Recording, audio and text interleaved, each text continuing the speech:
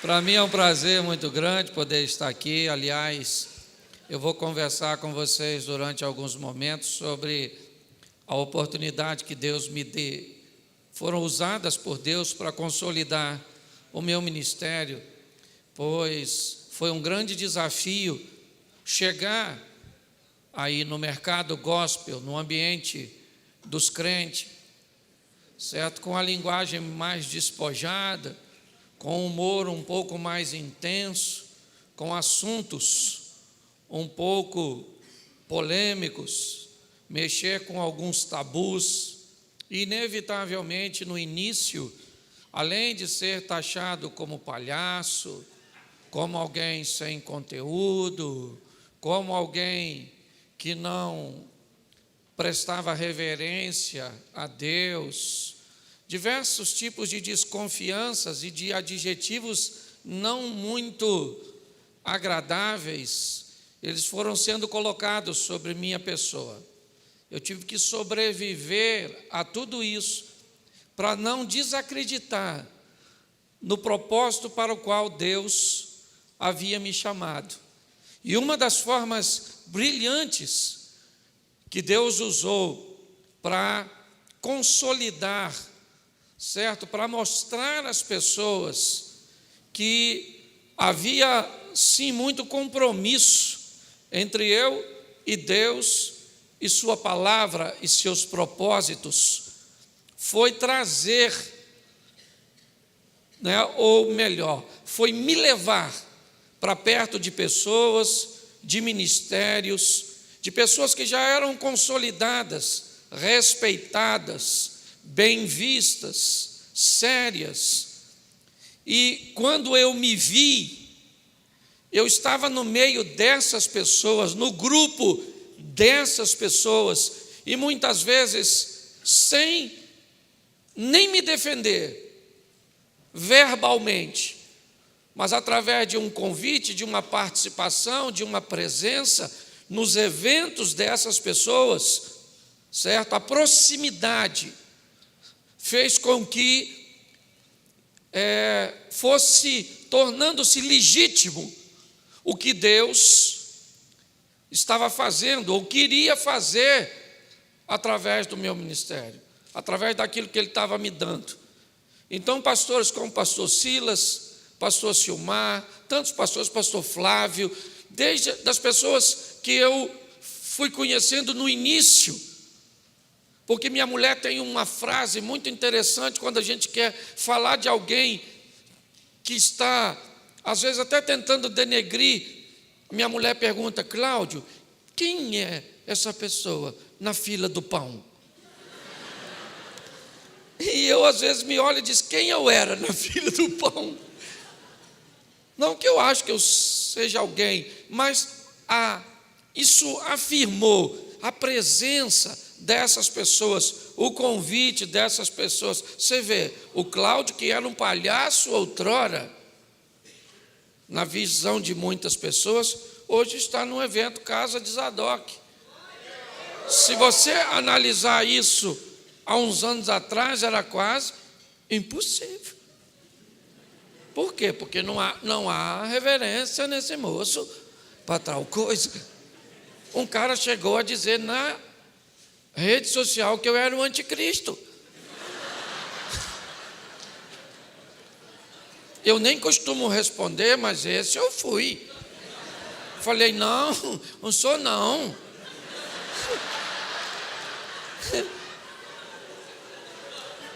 Mas como eu vi que ele parece não ter acreditado, eu postei lá embaixo, falei: querido, se eu for o anticristo, provavelmente você deve ser a besta. Aí ele optou por me bloquear, nós não conseguimos conversar mais. Então eu quero conversar um pouco com vocês, porque o pastor Silas veio aqui e contou uma história, e quando eu olho para algumas pessoas que eu me aproximei, eu falo muito de família, eu aprendi que a família ela é pedagógica, certo? Como praticamente tudo na vida, mas há uma pedagogia muito forte na família. A didática que a família... Aliás, esse é o grande desafio de se viver a dois. Pessoas treinadas em lares diferentes, ou seja, em escolas diferentes. Um recebe um horário, outro recebe outro horário. Um tem o hábito de toda vez que vai comer, segura na mão e senta na mesa para agradecer pelo alimento. O outro é treinado no lar, que quando vai fazer as compras, coloca as compras em cima da mesa e ora tudo: Senhor, está aqui as compras do mês.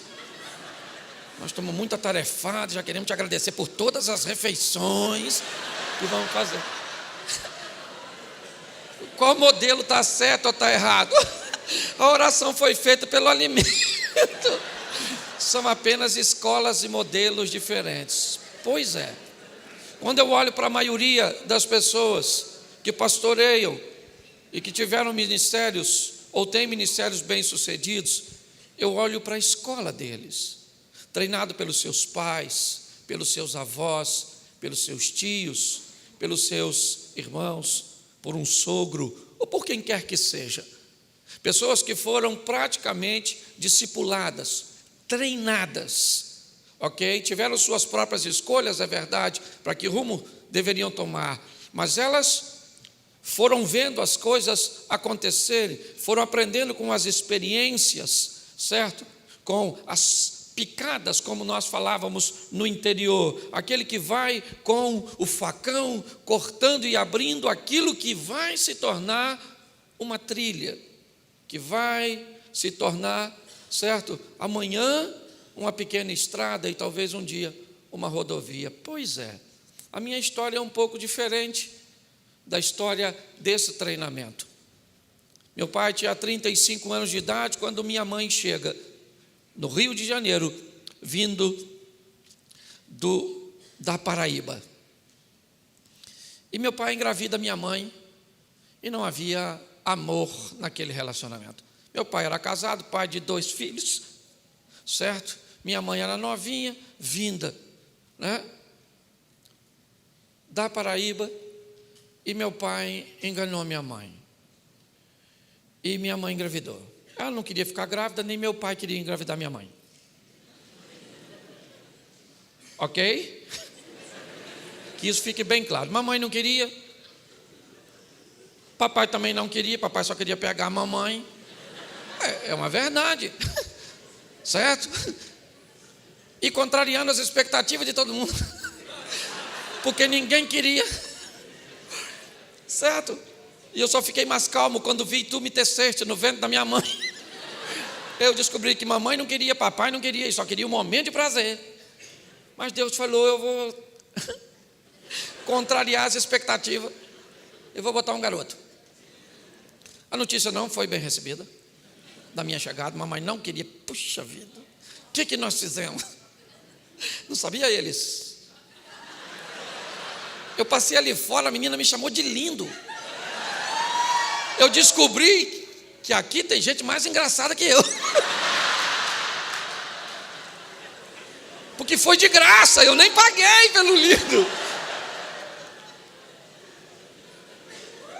Mas olha só, contrariando as expectativas, minha mãe ficou grávida. Foi uma tragédia. Uma tragédia. Certo? Apesar de toda a dificuldade, eu já ouvi falar que eles pensaram no aborto. E eu sou contra o aborto, porque aborto é uma ideia na cabeça de alguém que já nasceu. Porque se a mãe desse indivíduo pensasse igual ele não estaria pensando nisso agora. Ele teria sido descartado também. Mas mamãe me teve. 9 meses depois, lá estava eu. Não deu muito certo, porque mamãe tinha 14 para 15, meu pai já estava com 30 e pouco, quase 40, isso há 50 anos atrás, certo? E meu pai me tomou da minha mãe, me deu para uma tia, que me deu para outra tia, que me deu para outra tia, que depois voltei para cá. Ou seja, eu vivi em tantos lugares diferentes que foi muito difícil eu estabelecer um nível de comportamento. Não havia um comportamento para mim, porque cada família tinha uma pedagogia e uma didática, e eu não sabia como me comportava. Uma tinha horário, outra não tinha, uma podia fazer isso, outra não podia, uma podia falar isso e outra não podia. Então, eu fui crescendo sem uma estrutura. E era tão desafiador para mim, depois de ter sido mandado embora de alguns lugares, que eu fiquei introvertido. Era perigoso falar. Muitas vezes eu fui expulso da casa ou mandado embora, porque utilizei um vocabulário que não era permitido naquele lar, mas de onde eu vim, podia falar. Então, eu fiquei lerdo, tardio nas decisões. Era sempre muito preocupante o que fazer. Eu não era da casa, eu era um estranho, vivendo de favor na casa das pessoas. Uma frase, me perdoe, eu estou falando para adultos, uma prima usava muito comigo por eu ser lerdo. Ela dizia: menino, você foi feito nas coxas. Você não foi nenhum ato sexual completo. Porque eu era lerdo. E quanto mais falava isso, me parece que mais lerdo eu ficava. Abusos eu tive que enfrentar dos mais diversos possíveis. Morando sempre em Xerém, um lugar que eu amo, é Xerém. Hoje Deus me deu condições de morar, sei lá, não vou dizer em qualquer lugar, mas em muitos lugares. Mas Deus colocou meu coração naquele lugar. E eu lembro que eu fui estudar num colégio, num dos períodos que eu morei com meu irmão. Era um colégio de freira, um colégio bem posicionado local.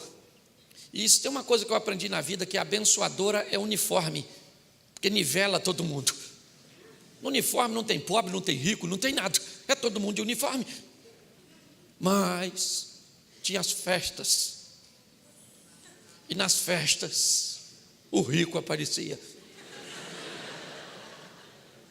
trazido pelo pai num carrão, usando um tênis maneiro, uma roupa legal. E a gente diferenciava só em olhar. Então já notou que as meninas não olhavam na minha direção, porque o quichute que eu usava para ir para o colégio era o quichute que ia para a festa e acabou. Eu era louco para usar um short da Adidas que era fantástico. Até que um dia eu fui na feira e vi um short falsificado. Isso há tantos anos atrás, talvez 40 anos atrás, né? E eu fiquei louco porque eu podia comprar. Comprei o short e levei para casa. Primeira coisa que eu cheguei eufórico, mostrei para minha prima. Ela olhou e disse: Cláudio, não é Adidas, é Adibas. Virou assim. E eu falei: caraca, é Adibas mesmo. Mas eu estava tão eufórico com a oportunidade de conseguir, que eu não reparei. E o pior de tudo, porque eu criei uma técnica, eu falei: eu vou usar assim mesmo. Ele era azulzinho, mas era lindo. E eu imaginei, se alguém começar a olhar muito, eu coço. Aí eu crio uma dificuldade de identificação e me saio bem. Eu não lavei o short, saiu 3 letras e as outras não quis sair de jeito nenhum. Perdi.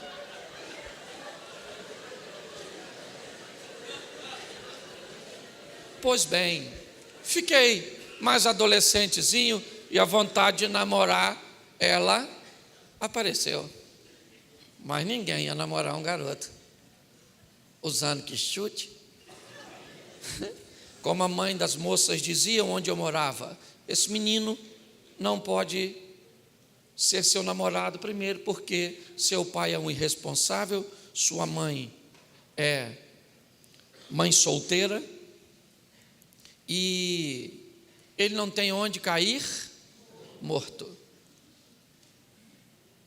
Não deixava de ser verdade, mas nem toda verdade precisa ser dita. Nós temos que preocupar-nos com as pessoas. Mas ninguém se preocupava. Eu escutei muito isso. E o mais divertido disso é continuar morando em Xerém. Porque muitas mães daquelas meninas ainda residem lá. E quando eu passo, hoje, num carrinho um pouco melhor, morando numa casa melhor, com aquela loura, porque mulher não fica velha, ela fica loura, é uma verdade. Aquela mulher loura do meu lado, eu abro o vidro e cumprimento a Santa Senhora, que não deve ter morrido, porque ninguém quer do outro lado, é uma verdade. Aqui jaz o menino que não tinha onde cair. Pois é, já deu para notar que eu deveria ser tudo, menos pastor. O meu treinamento não foi para isso. Eu não fui treinado para isso. Eu não fui adaptado para isso. Certo? A minha história é um pouco diferente da história de muitos e talvez bem próxima da sua história. Mas eu aprendi uma coisa nessa vida. Salmo 27:10. Ainda que teu pai e a tua mãe te desampararem, eu, o Senhor, jamais te desampararei. Eu descobri, depois de um tempo, que eu poderia contrariar o prognóstico, mas eu precisaria de um Deus que governasse a minha vida. Então eu preciso que você abra a sua Bíblia. Vai ser rapidinho. Abra a sua Bíblia. Lucas,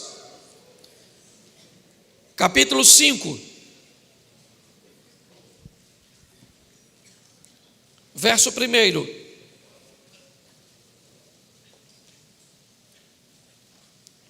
Amém? Certo dia, Lucas 5. Certo dia, Jesus estava perto do lago de Genezaré, e uma multidão o comprimia de todos os lados para ouvir a palavra de Deus. Viu à beira do lago 2 barcos, deixados ali pelos pescadores, que estavam lavando as suas redes. Entrou num dos barcos que pertencia a Simão, e pediu-lhe que o afastasse um pouco da praia. Então sentou-se e do barco ensinava o povo. Tendo acabado de falar, disse a Simão: vá para onde as águas são mais fundas, lancem as redes para a pesca. Simão respondeu: mestre, trabalhamos a noite toda e não pegamos nada, mas porque és tu quem está dizendo isso, vou lançar as minhas redes. Verso 8. Quando Simão Pedro viu isso, prostrou-se aos pés de Jesus e disse-lhe: afasta-te de mim, Senhor, porque sou um homem pecador. Pois ele e todos os seus companheiros estavam perplexos com a pesca que haviam feito, como também Tiago e João, filhos de Zebedeu, sócio de Simão. Jesus disse a Simão: não tenha medo, de agora em diante você será pescador. Eles arrastando seus barcos para a praia, deixaram tudo e o seguiram. Deixa eu conversar com vocês aqui sobre a história desse moço. Na ótica de Lucas, essa é a narrativa do primeiro encontro de Jesus com Pedro. Mas eu quero olhar para o ambiente emocional deste homem. Ele narra isso e vamos dar uma olhadinha no dia anterior a esse episódio. Pedro está preparando suas tralhas para pescar. Sua estrutura de pesca, ele não pesca por hobby, ele é um pescador profissional. Ele sustenta a sua família, sua casa, ele tem sócios, uma pequena cooperativa de pesca. Tem pescador aqui? A turminha que gosta de pescar, levanta a mão. Isso, pois é, todo mundo que pesca tem algumas expectativas. Primeiro, nós vamos sair para pescar peixe bom. Segundo, nós vamos sair para pegar muito peixe. E terceiro, nós vamos sair para pescar peixe grande. É ou não é? É assim que funciona. Bom, grande e muito. Principalmente para um cara que vai viver disso. Preparou tudo, saiu. Eu imagino um homem hábil. Não é à toa que Jesus chamou a base de sua equipe de pescador, porque a gente é acostumado a lidar com frustração, apto a lidar muitas vezes com um barco vazio, mas disposto a ir no próximo dia e tentar novamente. Pedro joga a rede aqui e não pega nada, joga ali e não pega nada, joga lá e não pega nada. Vamos lá naquele dia onde a gente pescou, jogou lá, também não pegou nada. E troca, vai agora você, tia, e também não pegou nada não. E joga outro aqui, hoje está ruim, hoje é dia do peixe e não do pescador. E aquela confusão toda, e pior, sabe o que está acontecendo? Enquanto ele está trabalhando, está amanhã. E se você conhece um pouquinho de pesca em água salgada, você sabe que se tem uma coisa que é difícil é fazer uma boa pesca de dia, ainda mais de manhã. Peixe bom, sai para pescar, grande, para comer à noite. E não pega nada, e está amanhecendo, não pega nada, e está amanhecendo. Amanheceu, eu imagino eles olhando para o fundo do barco. O que é que tem lá? Nada. Hoje não pegou nada, hein? Então vamos embora. Chega, puxou o barquinho. Nada no barco, nada. Eu imagino, né, os clientes chegando. E aí, Pedro? Hoje não pegou nada não, vai comprar no barco do outro. Nem vem olhar o nosso, que nós estamos com a raiva danada. Mas o engraçado é que eles não pegaram o peixe, mas a rede voltou suja. O texto diz que eles estão lavando as redes. Por duas coisas. Primeiro, se não lavar as redes, as malhas das redes apodrecem. E eles precisam lavar, porque de noite eles vão fazer o quê? Pescar de novo, querido. Por pior que tenha sido o seu ontem, a sua história, o prognóstico disseram a seu respeito, passou. Lave suas redes, senão elas vão apodrecer. Se você não tomar uma decisão de eliminar esses resíduos ruins, que podem apodrecer suas malhas, você não tem rede para pescar. Amanhã, lava esse troço, foi ruim, tem dia que eu lembro, eu ainda lembro as coisas que aconteceram comigo. Oh meu Deus, por quê? Aí eu passei a me perguntar, por que você não morreu? Porque não foi o suficiente para te matar. Bom, vida que segue. Lava essas suas redinhas. E Pedro está lá lavando e pensando o quê? Vou para casa, como um negócio bom, durmo para descansar e de noite eu volto para... Quando de repente quem é que vem dando um rolezinho na praia? Ele mesmo, o chefe dos crentes, Jesus.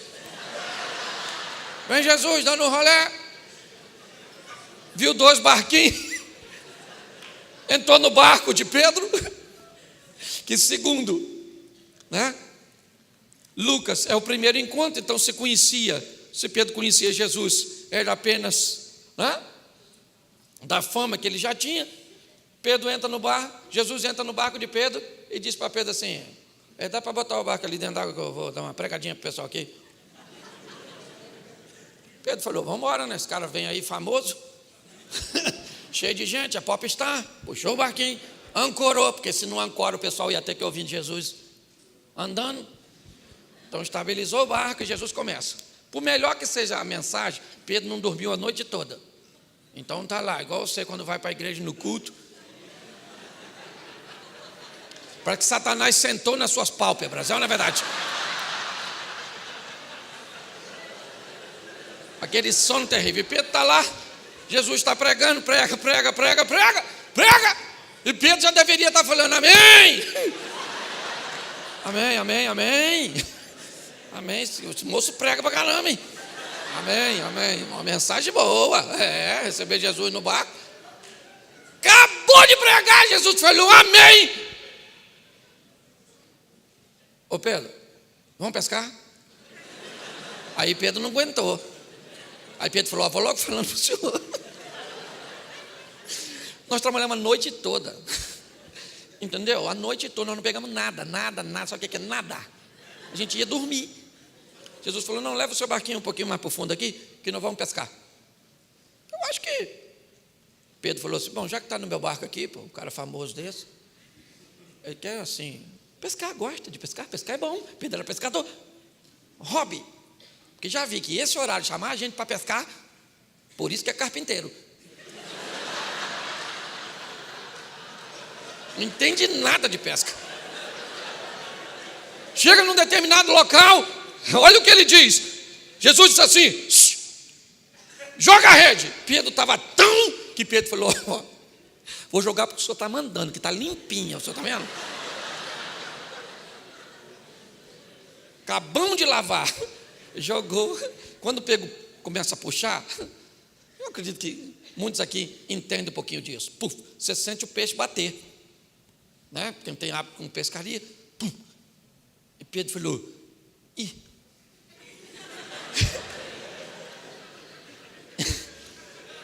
Caramba. Aí, pegou aqui, ou agarrou, ou tem peixe. Não, na verdade. Quando ele vê, tem tanto peixe que ele faz sinal para os outros. Shhh. Navega aqui, meu filho. Encosta aqui. Pedro já está pensando. Cara, podia vir pescar com a gente todo dia, mano.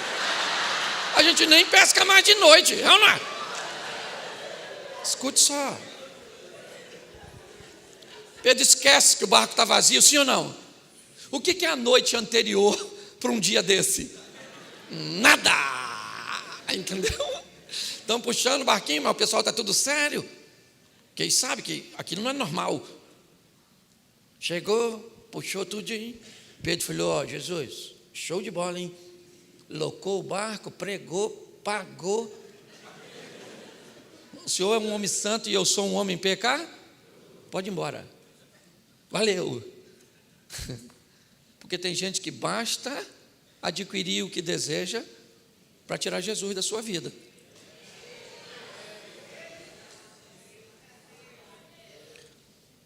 Pode ir embora, falou. Jesus falou assim: não, rapaz, nem assim não. Eu não entrei na sua vida para viver com você um momento. Eu entrei na sua vida para viver com você uma história. Você não está entendendo. Eu vou fazer de você pescador de... Isso, Pedro sabia o que era pescar homem? Sim ou não? Por isso que ele vai ser treinado. Ele não foi preparado para aquilo, ele foi preparado para ser um pescador.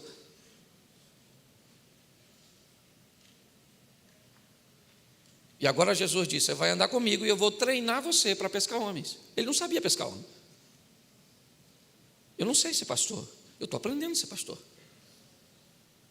Porque eu não tive uma história e uma escola de pastores para me ensinar. Hoje eu aprendo a pastorear com esses camaradas. Eu ligo para aquele ali, camisa amarela ali, aquele bravo ali.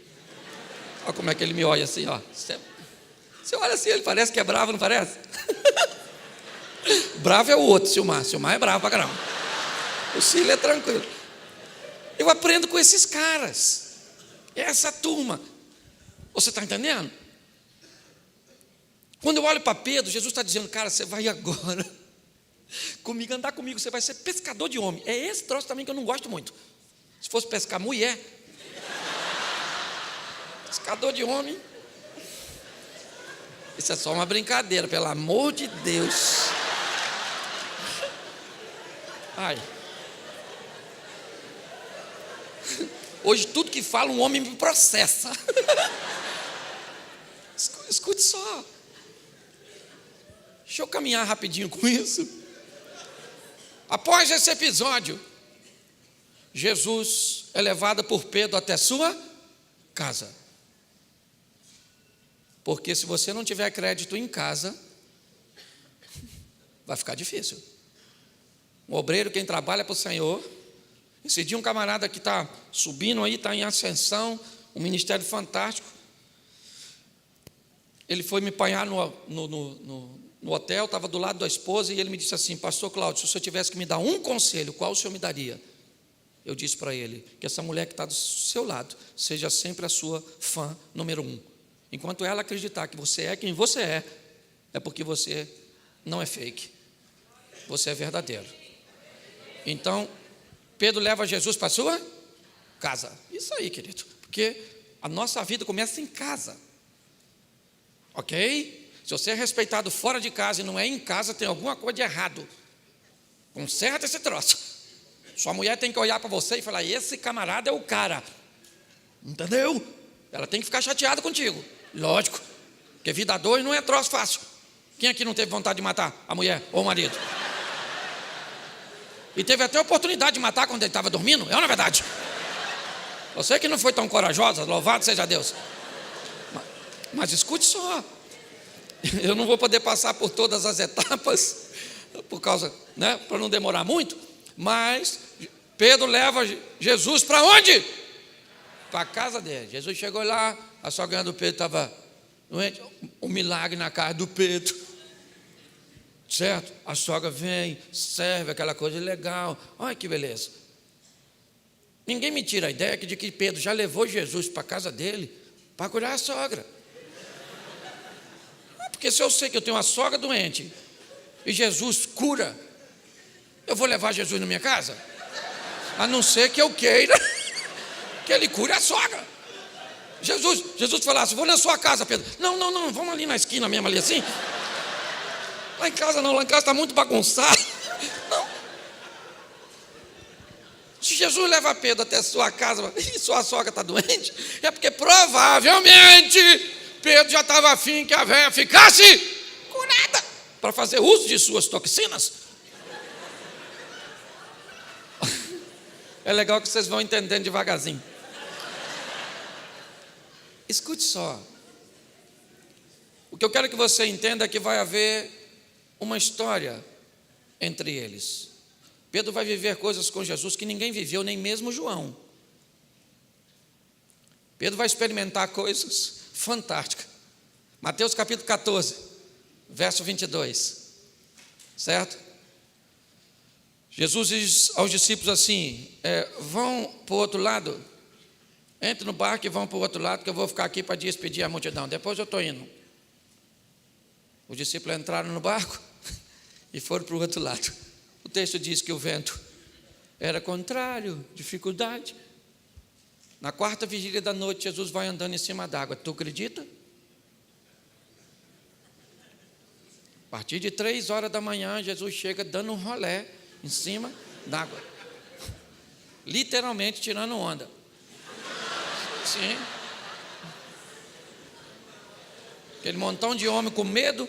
Mateus era cobrador de impostos, não sei nem se ele sabia nadar, aquela coisa toda, aquela confusão, e Jesus falou que vinha, botou a gente nessa furada, e não veio, e essa hora ele não chega, veio ele andando em cima d'água, e alguém gritou quando viu, é um fantasma. Ninguém correu, porque não tinha para onde correr, estava em alto mar, mas a Bíblia descreve o desespero de todo mundo gritando, fantasma, socorro, aquele escândalo, e não tinha mulher, era só homem, ok? Escute aqui, olhe para mim. Nesse momento, Jesus lá de fora diz assim, calma gente, que fantasma, o que rapaz? Sou eu! Pedro, chegou assim e falou, é o senhor mesmo? Não, está escuro.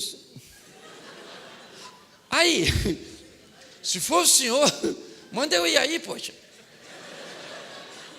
Ô gente, qual era o local mais seguro naquele momento? Qual era o local mais seguro? Se você estivesse lá, onde você ficaria? Claro. Mas sabe qual é o problema? Nós queremos viver os milagres de Deus, mas queremos ficar no conforto da mesmice. Você quer viver o sensacional, mas não quer sair do barco. O local mais indicado para ficar onde era? Mas Pedro falou, manda eu ir aí, pô. Lembra? Lá atrás, Lucas, Tiago e João, sócio de Pedro. Nessa ocasião, o que os dois deviam estar pensando? Deixa Pedro ir. Pedro não quer ir? Deixa ele ir. Alguém deve ter pensado, ele bebeu? Quando Deus mandar você fazer o que ninguém está fazendo, não espere que as pessoas te ovacionem e te sigam. Porque às vezes a direção é para você, não é para o outro. Pedro diz, se é o senhor, manda eu ir aí. Jesus poderia falar, fazer o quê aqui? Jesus falou, vem Pedro, pode vir. E Pedro então desce do barco. E o pessoal que estava dentro do barco devia estar pensando o quê? Afunda. Sim, querido, é triste dizer isso, mas quem não sai do barco detesta ver você saindo. Quem não faz nada diferente detesta ver você fazendo. O covarde odeia a sua coragem. A verdade é essa. Quando nós olhamos para essa situação, lá vai Pedro, olhando para Jesus. E sabe o que é mais engraçado? Quando ele está quase chegando, sabe o que ele fala? Gente, isso aqui que eu estou fazendo é muito perigoso. Andando em cima, começa a afundar. O texto diz que ele está tão pertinho que Jesus estende a mão e diz: segura aqui, homem de pouca fé. Se Pedro é de pouca fé, quem ficou no barco é de pouco o quê?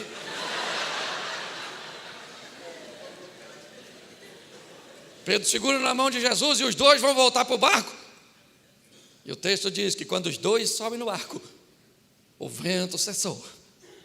E o pessoal do barco falou: verdadeiramente, o Senhor é o Filho de Deus. Pedro deve ter falado: aí Jesus. Mas ninguém foi lá, né? Só eu que fui, né? Sabe o que eu imagino? Vamos imaginar um culto de domingo na igreja dos discípulos. 11 homens se levantando dentro da igreja dizendo um testemunho fantástico. Gente, queremos contar para você aqui que essa semana, gente,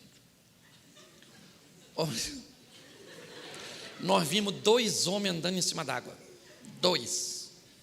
Aí Pedro falou: eu posso falar? Só para deixar registrado, era eu. Porque quem sai do barco conta milagres a respeito de si mesmo, enquanto quem fica no barco só conta milagres a respeito dos outros. Você tem que decidir quem que você quer ser nessa vida, querido. Se você quer contar seus milagres, se você quer contar os milagres dos outros. Amém? Agora você tem que aprender para andar com Jesus. Não é fácil, não. Olha uma experiência de Pedro. Quem dizeis vós ser o filho do homem? Todo mundo falou. E aí Jesus falou: e tu, Pedro? Ele falou: tu? O Senhor é o Cristo, o Filho do Deus vivo. Jesus falou: bem fizeste tu, Simão, que não respondesse a carne e o sangue, mas sim o Espírito do meu Pai que está em você. Eu imagino Pedro falando: aí, mano, pensa o recipiente aqui, quem está dentro? Porque Jesus tinha uma maneira muito legal. Acertou, elogiava: bem fizeste tu. Pedro continuou lá, ao invés de ir trabalhar. Jesus falou: mas eu vou morrer, sofrer. Pedro falou: que é isso? Faz isso não, aí não, poxa. Jesus falou: para trás de mim, Satanás. O discípulo deve ter falado: o recipiente aí.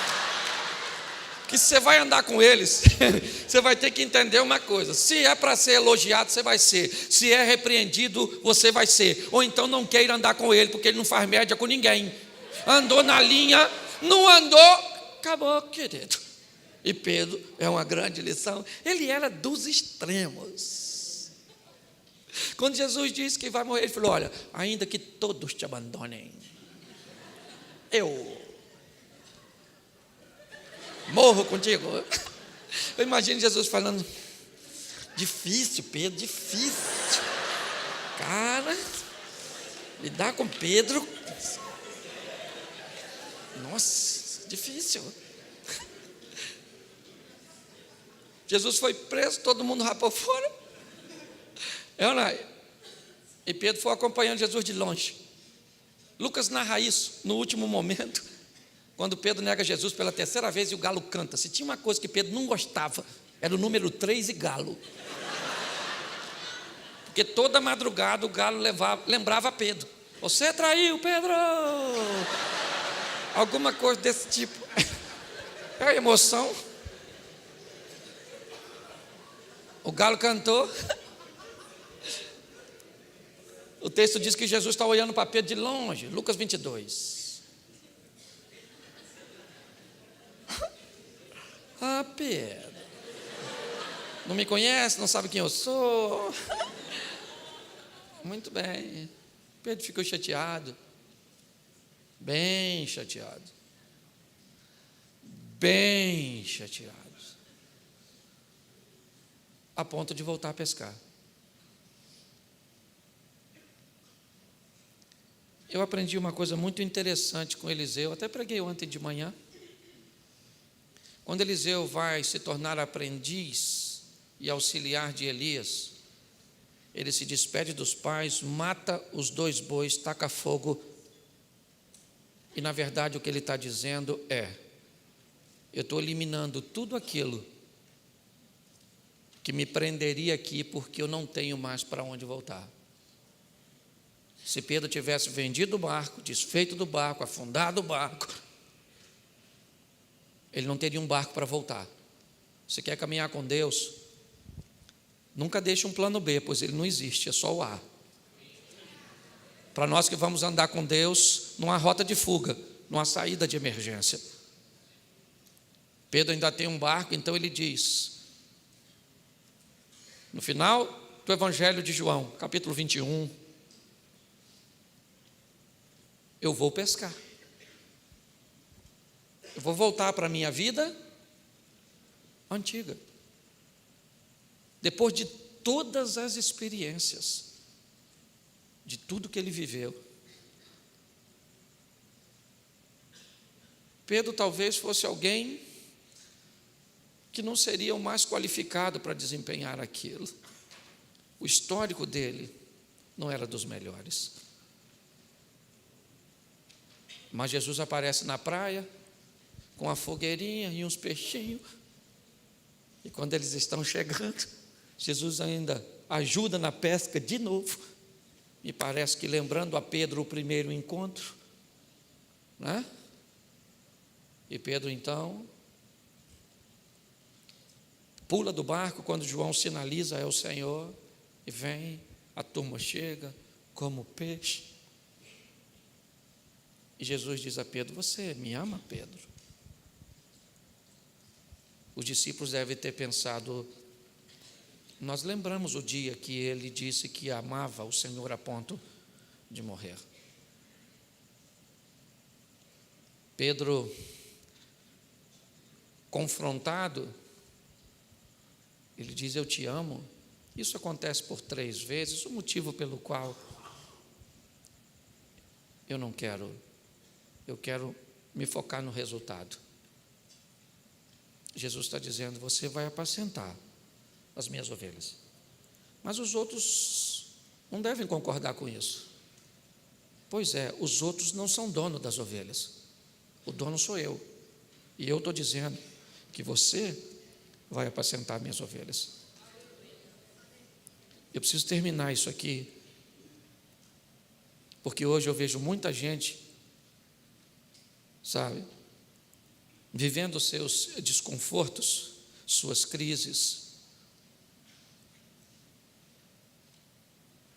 Hoje, o pastor Silas entende muito bem isso. Você com um ministério itinerante, um pastoral bem sucedido, é só ter uma crise em um que você diz que não precisa dele cair para o outro. Ele é bem mais maduro, curtido do que eu. Mas se eu tenho um problema na igreja, eu falo também, eu não preciso da igreja. Eu tenho um ministério itinerante bem sucedido. Eu largo isso tudo e vou pregar pelo Brasil afora. Aí eu tenho um problema na itinerância, eu digo: eu não preciso disso. Eu tenho uma igreja lá que me ama, que me quer, que me recebe. Então volta e meia, eu estou lá, itinerante. Mas talvez você nem isso tenha. Pastor, é só a igreja mesmo. Pensa numa igreja difícil. Você acha que é só a sua? Deixa eu te lembrar uma coisa. O pastor dá sua vida pelas ovelhas. Você tem que amar a ovelha. Mas me dá o texto que a ovelha dá a vida pelo pastor. Pastor, não fala isso, pastor. Falo e falo. Porque o prêmio não vem da ovelha. O prêmio vem do dono da ovelha. Eu gosto de Davi quando Davi vai enfrentar o leão e o urso, porque ele diz o quê? A ovelha era dele? Não, a ovelha era do pai dele. E ele falou para o leão: aí leão, aqui não, maluco, a ovelha nem é minha, mas do papai, e não vai levar não. O leão encarou, Pedro matou o leão, o urso desavisado não apareceu lá. Pedro falou: não quero problema com Greenpeace. Olha a verdade, esse negócio aí, ó, já tem um óbito aí, já não sou mais réu primário. Olha a verdade. Ele lutava para defender uma ovelha que não era dele. Deixa eu falar uma coisa para você, querido. Eu sei que muitas vezes na nossa liderança tem dia que a gente quer matar as ovelhas, é tudo. Tem culto fúnebre que dá vontade da gente orar, Senhor!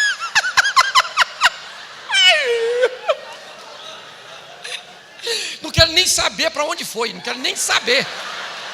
O importante é que foi, louvado seja Deus. Tem dia, isso não é para você, não é para a igreja pequena, não é para 50 membros, 5 mil membros, isso é para pastor. A gente anda assim durante o dia, vai no inferno, no céu. Quanto maior for o número de ovelhas que você apacenta, mais gente durante o dia dorme chateada com você. Então não queira crescer muito não. Mas é divertido, gente. É legal. Porque nós vamos receber um prêmio do dono das ovelhas. Pode ter certeza. Então vamos trabalhar com amor. Cuidar desse povo. Um povo muitas vezes carente. Um povo muitas vezes que não sabe discernir uma informação. Ruimzinho mesmo. Então, sorria mesmo. Você está rindo e nem feliz você está. Mas você está rindo. Então eu queria que você ficasse de pé. Fica aí, porque está terminando aqui. Fica aqui, fica aí. Isso, feche seus olhos, pode fechar. Que ninguém vai pegar nada seu. Eu sou carioca, mas sou convertido. Feche seus olhos. Feche seus olhos. Senhor nosso Deus, histórias muitas vezes estão distintas. Treinamentos, às vezes, tão diferenciados. Mas todos nós fomos chamados para o mesmo propósito. Trabalhar para o Senhor. Cuidar da tua obra, ó Deus. Em nome de Jesus, muito obrigado. Pois o Senhor conhece a realidade de cada um. E na verdade, um trabalho como esse tem por propósito treinar pessoas. Oferecer às pessoas ferramentas, experiências, ó Pai, informações que possam ajudá-las no cumprimento do propósito que o Senhor tem para cada um. Hoje é apenas o início, ó Deus, e amanhã sabemos que grandes coisas o Senhor ainda tem para realizar neste lugar. Continua conosco, Senhor, pois somos totalmente dependentes e carentes de Ti. Te damos graças. Muito obrigado pela presença do Teu Espírito Santo, ó Deus. Te agradecemos pela morte de Teu Filho Jesus por nós, porque o Senhor é o Deus Todo-Poderoso. Você pode dizer amém?